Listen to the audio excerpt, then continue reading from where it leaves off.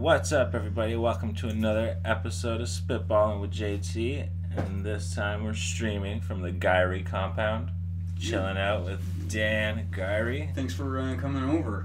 Yeah, well, we had to redo this because fucking the last one was just lost to the ether. It just fucking disappeared. Thank God. Yeah, well, it was fun, but we can always have fun. So it's I think we went a little bit crazy last time. Yeah, well, we were interrupted and stuff, so... Well, that was funny, though. Yeah, it wasn't a bad interruption, but it was an interruption nonetheless. Anyway. So how have you been doing? Doing good, man. We didn't get to hear about the trip to Los Angeles, so...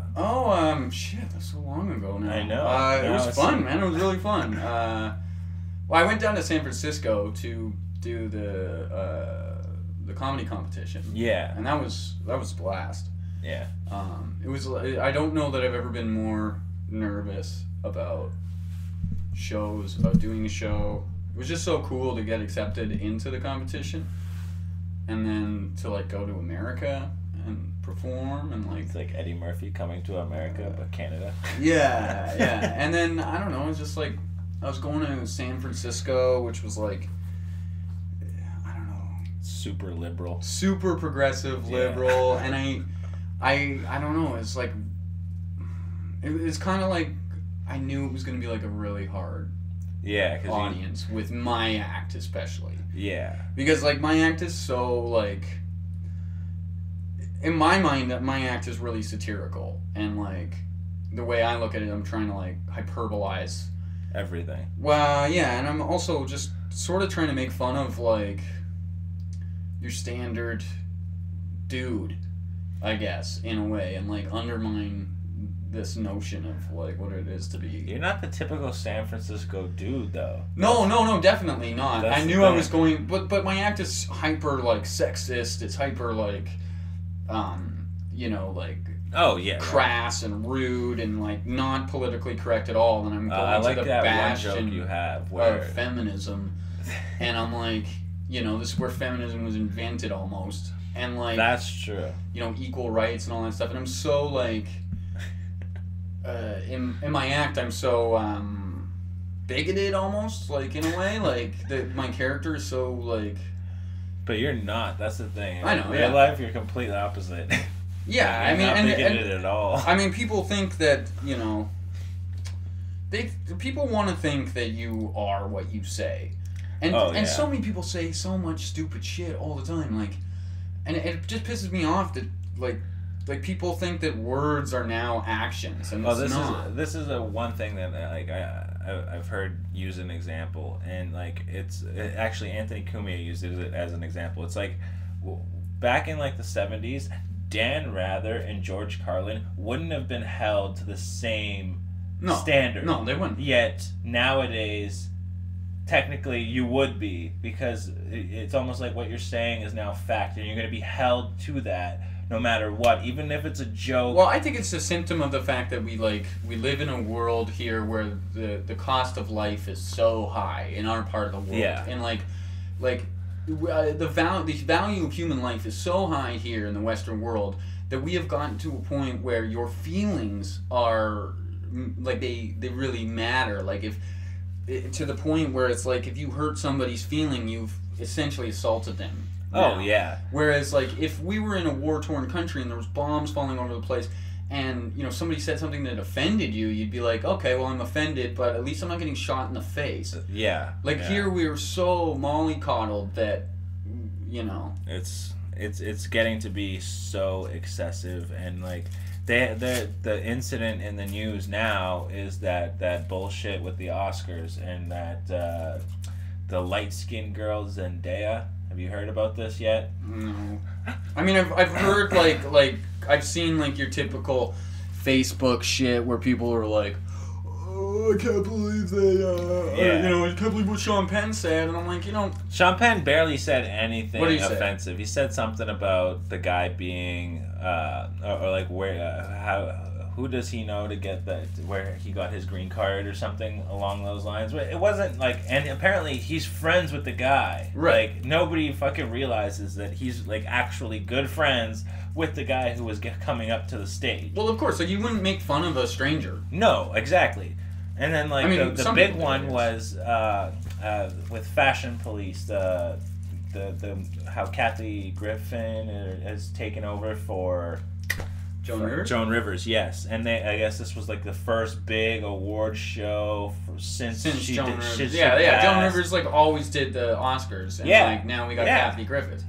And like she's the what happened was Juliana said something like I guess one of the girls that they had worked with on the show before was at the Oscars for and possibly up for an award, and she had dreads or something with her in her hair, and they're like, it smells like, she probably smells like patchouli or weed. Oh yeah, like that's a typical just. Yeah, but they made it sound like it was a racist comment. Well, it is a racist comment. But it's not. Hippies are white. Okay. But and it's a black girl. What does that have to do with hippies? But it didn't. It had nothing. You said that she smelled like patchouli and weed. That's what somebody on the show said, that she could. That it probably smells like patchoulis or weed. You know what? This is the thing. There's no fucking accountability. And if the person had just said, "Yeah, I said a racist comment. It was funny," and who they fucking fully cares? made her come out and apologize on air, completely different, like on a different. Well, she shouldn't have done it. She shouldn't have done it. She should have fired her fucking PR person and been like, "Go do your own interview," and be like, "Yeah, I said what I said. It was funny. People laughed, and if you're offended about it, go fucking cry in a pillow. Yeah, exactly. Go cry about it. Why do I care if you're offended? What the fuck?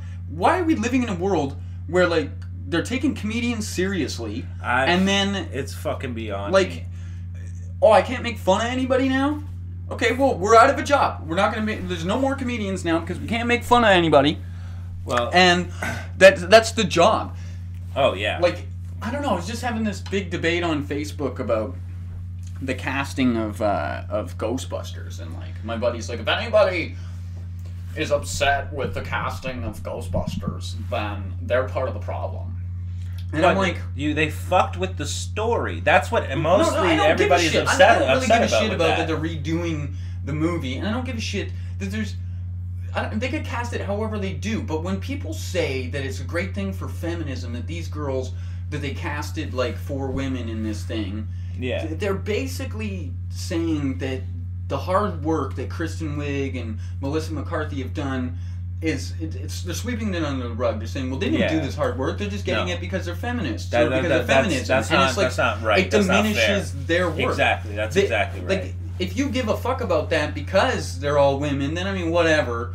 You're bigoted anyway. But also, like, the notion that feminism had anything to do with this, it diminishes the hard work. Definitely. I think. I mean, I don't know. I mean, I don't know enough about it. I know one thing, that as a man, I shouldn't even talk about feminism because it's so ripe with misandry that, like, You know what really, really, really if you ever disagree with anything somebody says is feminism, you're now a misogynist. Well, yeah, and it's like, well, can I not be a misogynist and a feminist? Can I hate women and think they deserve equal rights? Because I mean, I hate a lot of women. I think a lot of women are stupid. But I don't think they deserve less rights. No. And it's just like, I don't know, like, I might not like what a lot of women have to say about. I don't like what a lot of people have to say about a lot of things, and they can go fuck themselves. Exactly. And does that mean I don't think they deserve rights? No. You hate everybody equally. But I just think, no, I don't hate everybody equally. I think most people can go fuck themselves unless they're my friends. And then if you're my friend, we're friends, and you're part of my crew, and I got your back.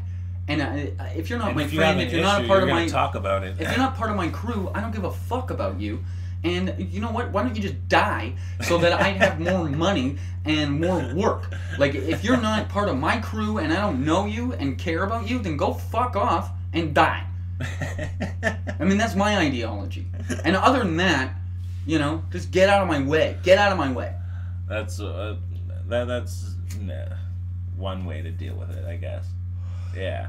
Well, It's just I don't know. I just don't like that people think that the reason why these girls, and even if it is I- the I- case I that these have girls no- got their job because of this movement of feminism, that Yeah. sucks. Because Kristen Wiig is fucking hilarious, and Melissa McCarthy's fucking hilarious, and I bet the other two are really great at their job. Yeah, but like the thing that irks me about that is that they fucked with the actual story, and that like they did the same thing with Fantastic Four now. Fantastic Four, like Human Torch is black. Okay, but who cares? But he's Sue Storm's brother. Now you're fucking with the details. Because she's still white. Sue Storm is still white, but her brother's black. Now, okay, what the fuck? What's going on? Like, I don't get what. I mean, why can't they just make up a new, like a whole new timeline? Why don't you just make up a new? I don't know. Whatever. That's me. It's me. I'm just gonna turn my phone off. Yeah. You know, like a professional. Yeah. Apparently. Apparently I'm unprofessional. No, yeah, you're totally unprofessional. Yeah.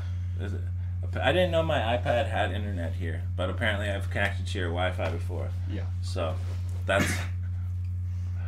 It's sad that the world has become so politically correct. Like, you can't do anything without somebody being offended, somebody needing to like feeling the need to go to bat for the person you're talking about, when most of the time we're fucking around because we're fucking comics, and that's literally our job. Well, our job is to fuck with shit, but I mean what bothers me about it is like this is such like a white person thing to do. Yeah. Is to like there we go. It is to fight for other people's rights. It feels so night whitish. White knightish. But what they do is they do this all the time. They'll create a problem and then vilify anybody who disagrees with that problem, and then essentially just. Or they'll call you a misogynist or a fucking bigot or a racist or whatever it is. Right, like if you don't agree with capitalism, you're a commie. And you know, if you don't believe with feminism, you're a misogynist. Never minding the whole time that 90% of feminists are men haters. Well, well, 90% of like fuck. A lot of them are. I mean, who said, like I'm just coming up with numbers. But you know what I mean? Like, if you... That's just the way the world works. Is like, we create some issue that needs to be solved, and if you're not on board, you're part of the problem, and you should, you know, fuck off, and it's just like, what? Okay, so... That's not... Nothing gets done that way. I disagree with, like... Well, I don't know.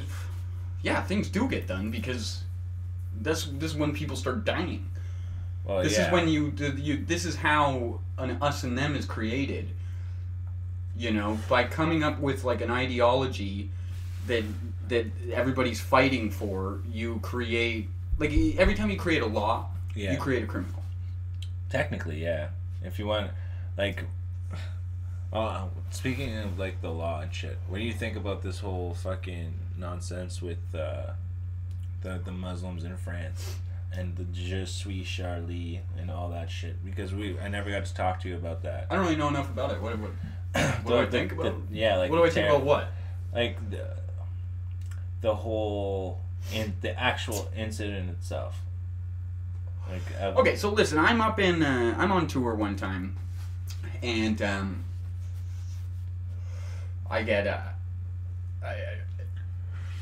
drunk, and I was being an asshole, and then this guy headbutted me in the face.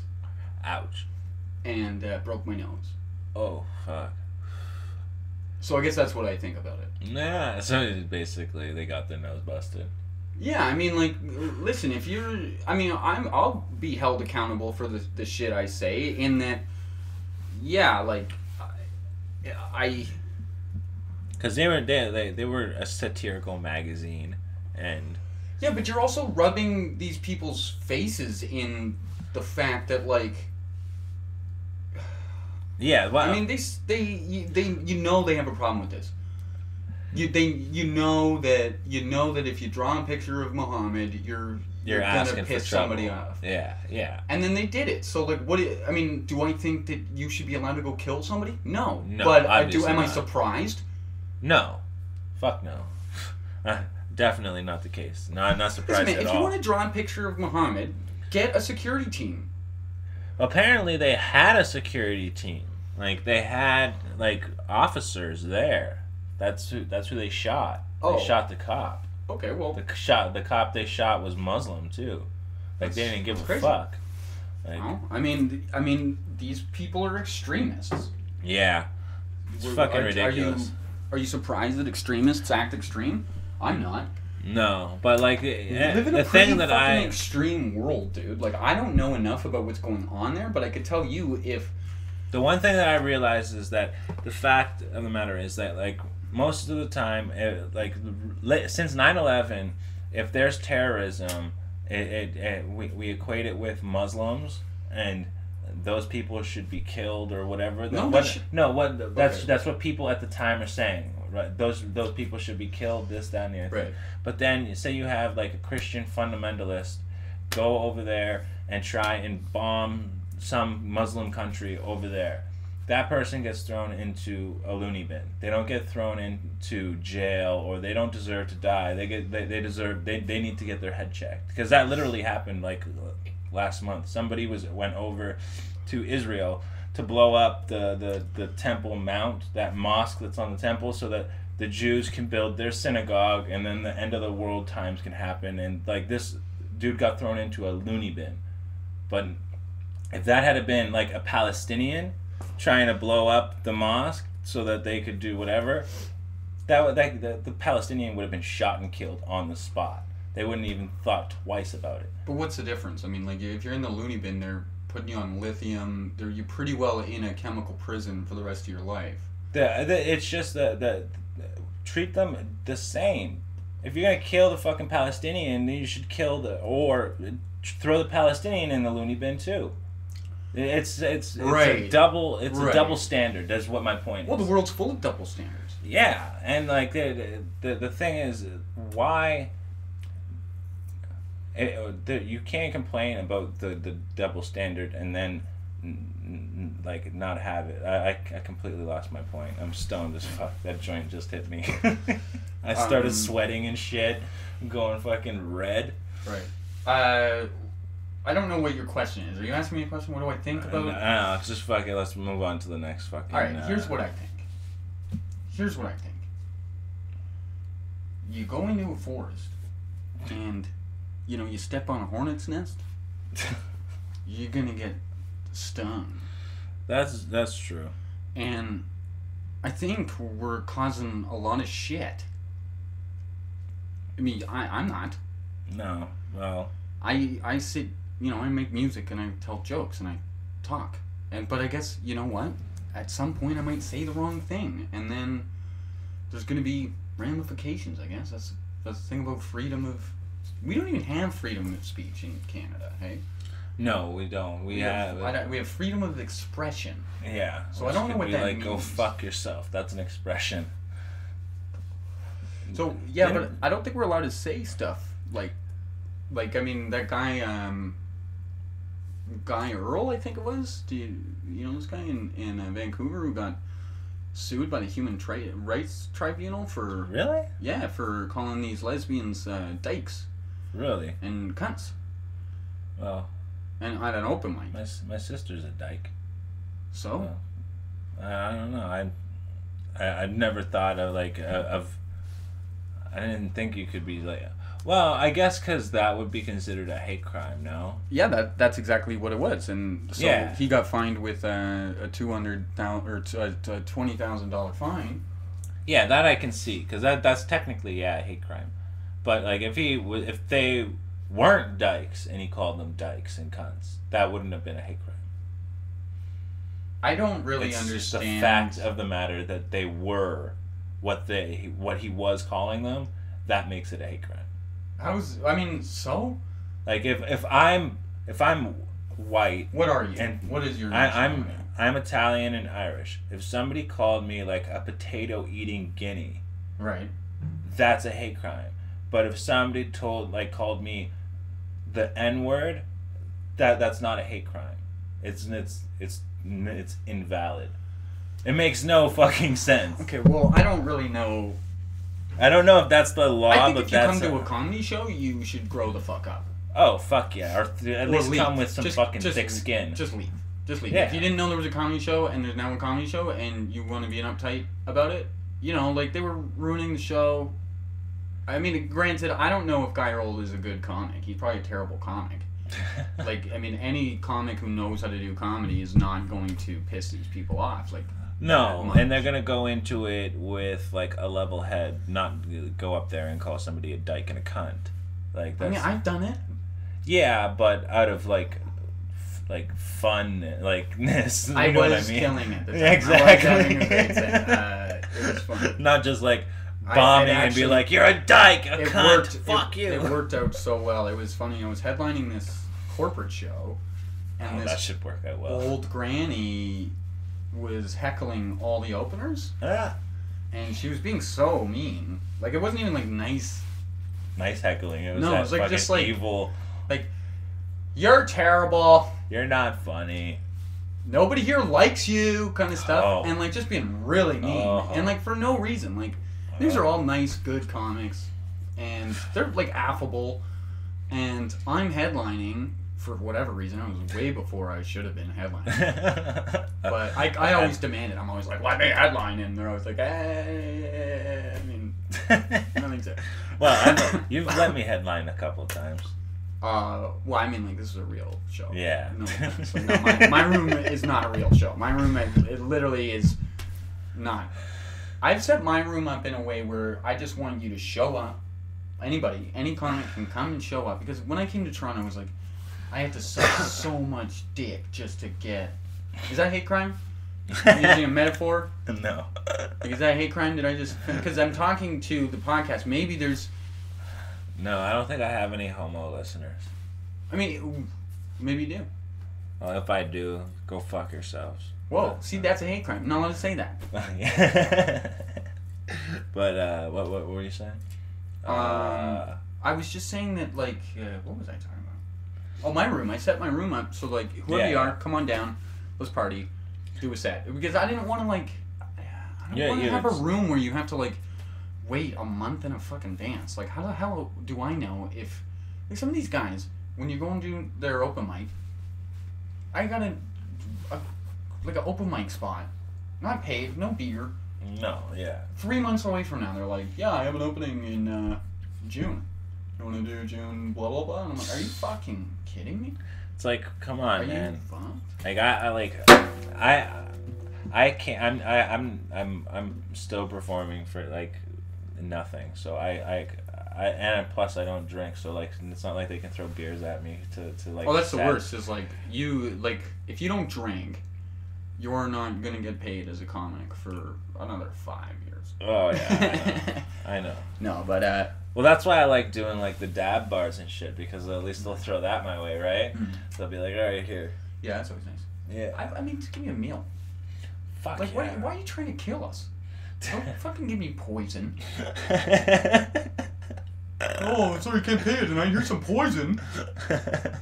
Don't get me wrong, I love drinking, but it's not good for you. And no, it's not negative for you. Yeah. You know, it's not a real food. It's not like meat, potatoes, vegetables. It's like show up at an open mic spot. Like gluten, beer. It's not on the food groups.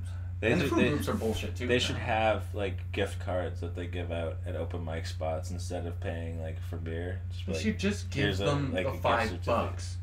That works too. I was thinking like a $5 give me the $5. No, give me cash so I can put fucking gas in my car. Yeah, that works. Or that's home. That's a big one for me. That's why I like doing the dab bars, because they'll give you transit money. Yeah, they'll at least fucking. You can't pay for you to get there. You can't.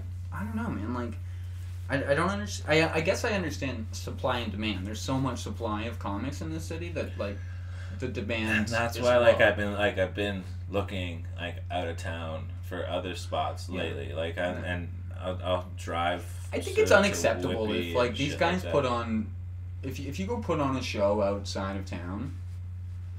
I mean, ideally, I think every show should have a budget, and I tried to with my room, but it wasn't working. We couldn't do it. No. I didn't have the support. Like I would book people, and they wouldn't show up for spots. We had one. Like I was showing up pretty regularly for a while, and then I kind of fucking fell off too. I felt bad. Yeah, but I wasn't. I mean, you would just started. Yeah. You had started way after we used to be on a Monday. Yeah, you were telling me like you guys used to have that room packed and the upstairs part. No, we never really. The problem was we never had it packed until the last Monday, and we rammed it. And that then, was like then the Monday before I showed up. But then they switched to Tuesdays, and switched and like it so downstairs. we lost all the work we had done to like generate A comedy night. right. It's like, and like for anybody listening, go to like Comedy Night TO on Twitter and like tweet at them so that they. Hold on, yeah, you know what? Just come on down. Just come, come on down. And it's a check fun the night. place out. We always have Brooklyn fun. Bar in the basement. Yeah, it's Love pretty that fun.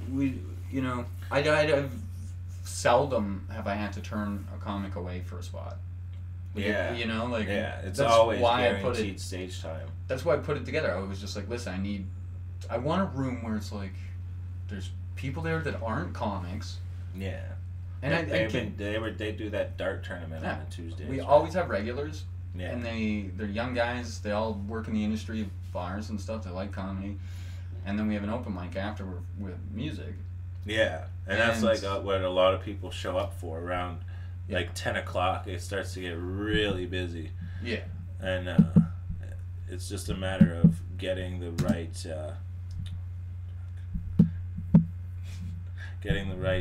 distraction. Stop.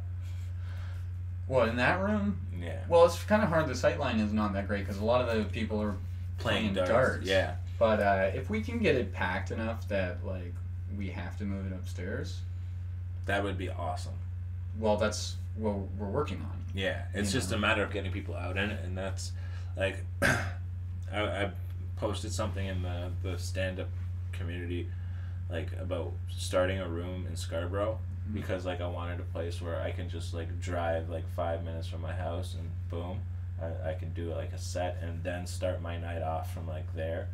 But I can't even find like a decent venue that's like willing to do it on like a Friday night or something where they're willing to like submit their guests to fucking people who might not be the greatest at making them laugh yet, but at least like it's a chance. I'm trying to get the Starbucks near my house to like open up for it. Did they sell booze? Starbucks, no. That one? That one, no. I don't think so. I think the goods. If you want to do a show in a Starbucks, the best ones to go to are the ones that are selling booze now. I'll have to find out if this one sells because it's literally brand new. Like it's been open like less than 2 months, and I swear to God, when a new fucking Starbucks opens up in a neighborhood, it brings all the hipsters out. Like if you think you don't have hipsters in your neighborhood, just wait till a Starbucks shows up. I live on Queen Street West. You do, yeah. You have hipsters everywhere here. But I live in Scarborough, where like the majority of the people on my street are of Asian descent, and I'm not meaning like just Chinese and Japanese and that kind of Asian. I'm like Indian and like all types of people. It's all Asians up in my area. But then you got the Starbucks and it was all hipsters. Yeah. Right, Asian hipsters? Indian hipsters? No, white ones. It's like where the fuck were these people? Like I've been here for 5 years. I think that they pay extras. White extras to go to Starbucks. I used to work for them.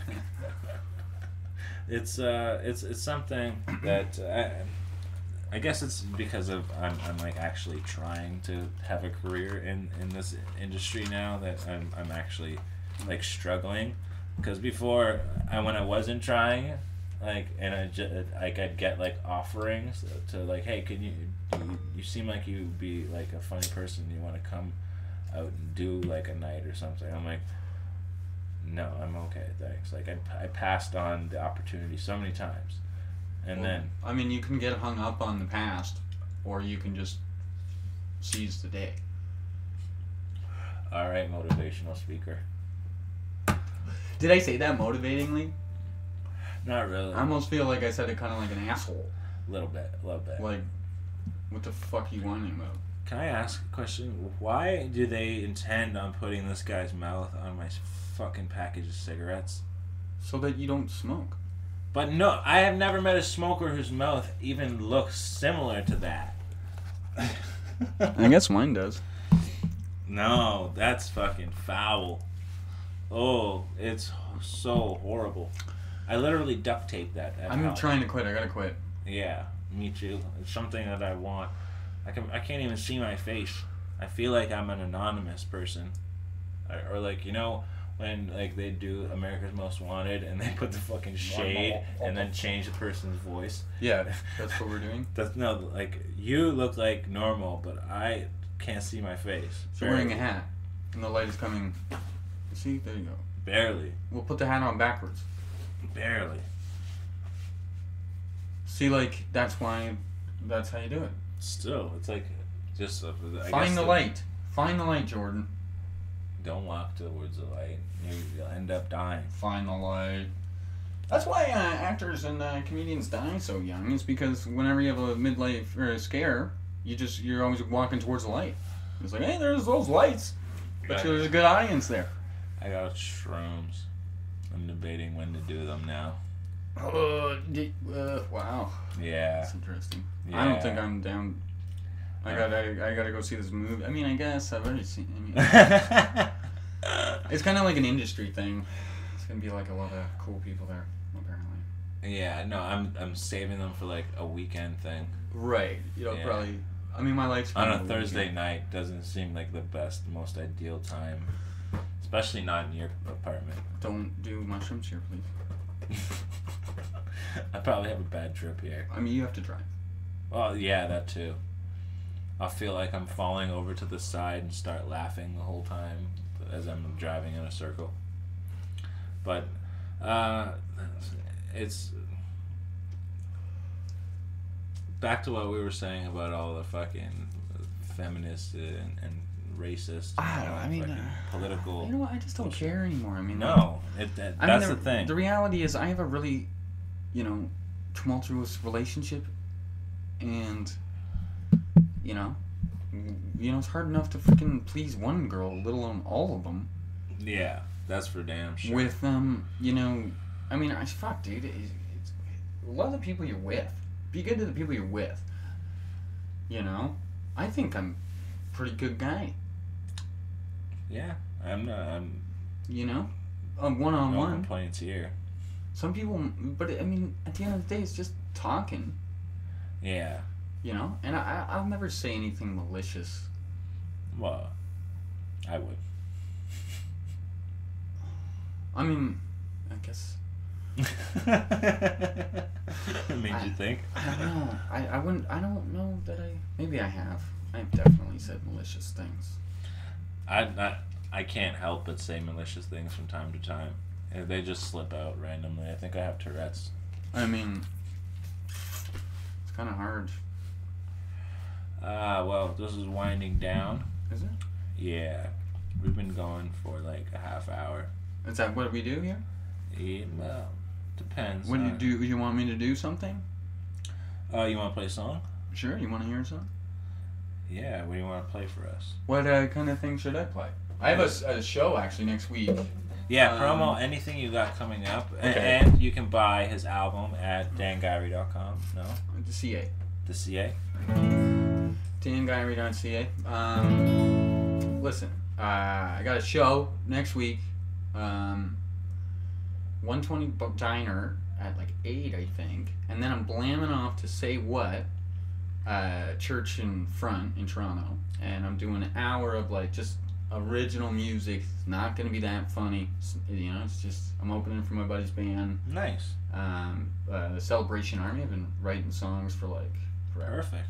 Anyway, then on Friday, Saturday, I'm in Kitchener-Waterloo at the Kitchener-Waterloo Comedy Festival. You can check out their website, Kitchener-Waterloo Comedy Festival, whatever. Or Google it. Yeah, Google that. I'm headlining the Nasty Show, and I'm pretty stoked. Dave Merhedge is opening. And, Nice. yeah, it's a pretty crazy lineup. It's gonna be really, really fun. But what kind of fucking song do you want to hear? Play the one about the waitress. Nah, I don't want to play a comedy song. No? Alright. Play something for the ladies. For the ladies? Yeah. Alright, here.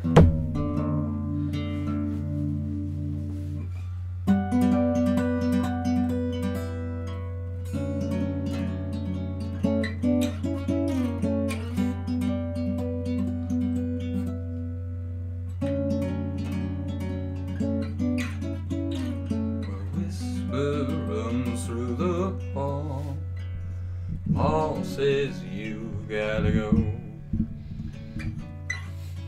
and it hurts my heart just to know I ain't ever gonna see you again.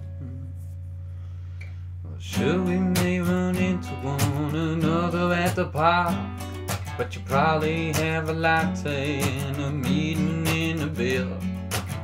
Yeah, we got Facebook and I will wish you HBD, but I'll miss you in the morning with your biscuits and your tea, 'cause everybody's talking about your weekend news. I don't wanna hear it, girl, don't you say it's true.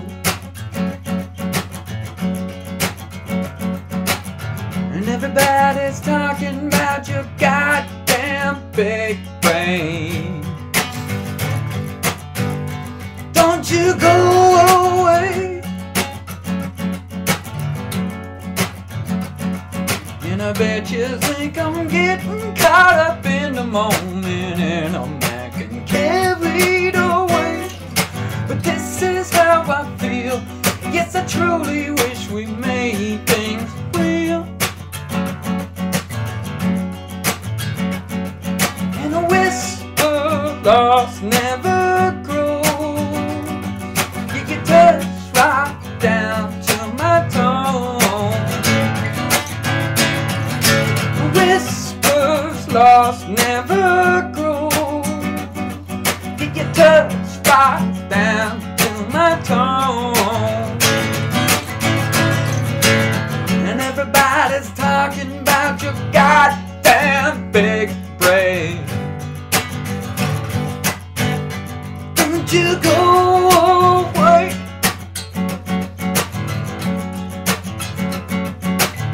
And everybody's talking about your goddamn weekend news. Please don't say it's true.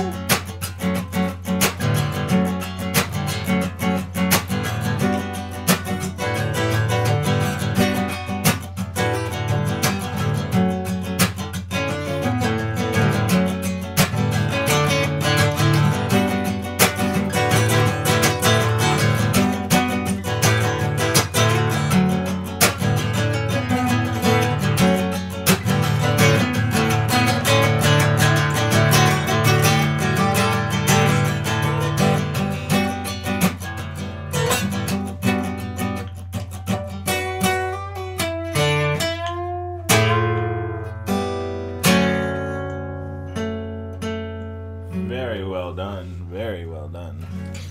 Thanks. So yeah, we're gonna be playing a bunch of tunes, skis, that you probably never heard before. At Say What.